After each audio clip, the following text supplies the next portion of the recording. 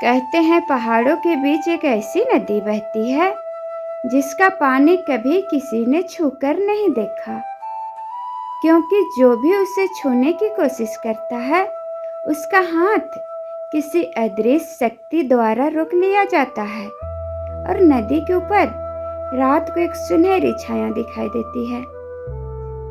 आज मैं आपको उस नदी की डिवाइन मिस्ट्री सुनाने जा रही हूँ, जहाँ इंसानों की हिम्मत खत्म हो जाती है और ईश्वर की शक्ति शुरू।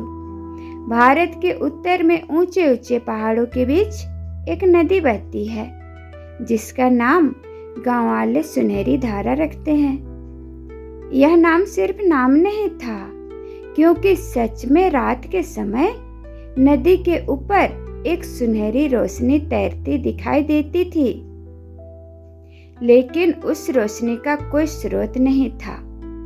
गांव में एक लड़की रहती थी, नाम नैना। नैना को बचपन से ही इस नदी का रहस्य जानने का शौक था, पर गांव वाले उससे हमेशा रोक देते।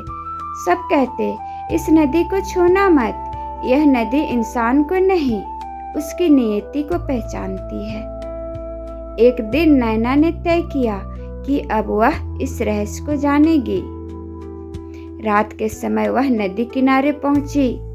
चांदनी चारों ओर फैली थी और नदी के ऊपर वो सुनहरी छाया तैर रही थी, धीरे धीरे, जैसे किसी ने इसे हवा में टांगा हो। अचानक नदी के बीच से एक सफेद धुंध उठने लगी। धुंध में एक आकृति उभरी, ना इंसान ना देवता, कुछ ऐसा जिसे देखकर दिल की धड़कनें रुक जाती। उस आकृति ने कहा, यह नदी पानी की नहीं, सच की धारा है। जो खुद से भागते हैं उन्हें मैं पास नहीं आने देती। नैना ने कांपते हुए पूछा, अगर मैं सच जानना चाहूँ तो?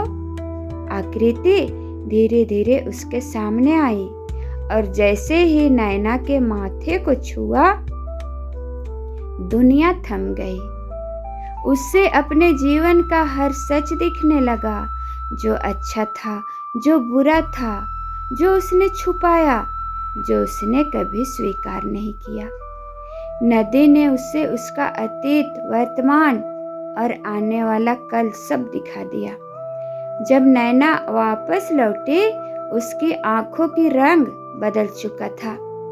अब उसमें एक हल्की सुनहरी चमक थी, उस नदी जैसी।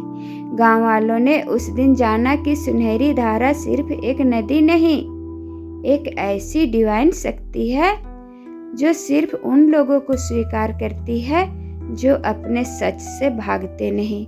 और आज भी जो रात में नदी के पास जाते हैं, कहते हैं उन्हें हवा में एक धीमी सी आवाज सुनाई देती है, सच से मिलकर आओ फिर लौटो। ये थी सुनहरी नदी की डिवाइन मिस्ट्री। अगले वीडियो में आप किस टॉपिक पर, किस डिवाइन मिस्ट्री को जानना चाहेंगे, कमेंट में बताएं और वीडियो को लाइक शेयर करें, चैनल को सब्सक्राइब करें। धन्यवाद।